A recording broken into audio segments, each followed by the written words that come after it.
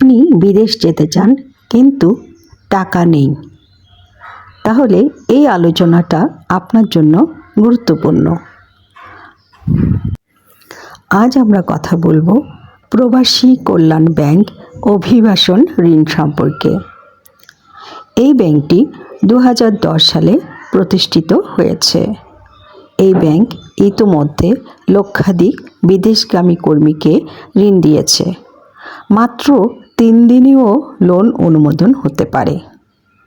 দেশে এই ব্যাংকটির 122টি শাখা রয়েছে। এছাড়া বিমানবন্দরে হেল্প ডেস্ক আছে। এবার আসি অভিবাসন ঋণ সম্পর্কে। এই ঋণ সর্বোচ্চ 3 লাখ টাকা পর্যন্ত নেওয়া যায়। এর ইন্টারেস্ট রেট মানে সুদের হার হচ্ছে 8%। এটা নেওয়ার জন্য কোনো সার্ভিস চার্জ দিতে হয় না। লোন নেওয়ার জন্য আপনার কি লাগবে?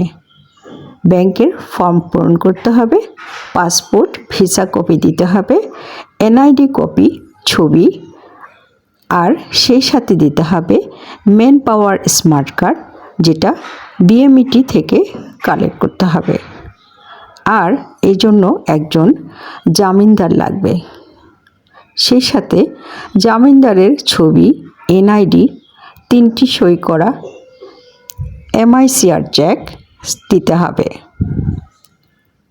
লোন নেওয়ার আগে ব্যাংকে অ্যাকাউন্ট খুলতে হবে। ঋণের সীমা ও সময়। নতুন ভিসার ক্ষেত্রে সর্বোচ্চ 3 লাখ টাকা, সময় সর্বোচ্চ 3 বছর।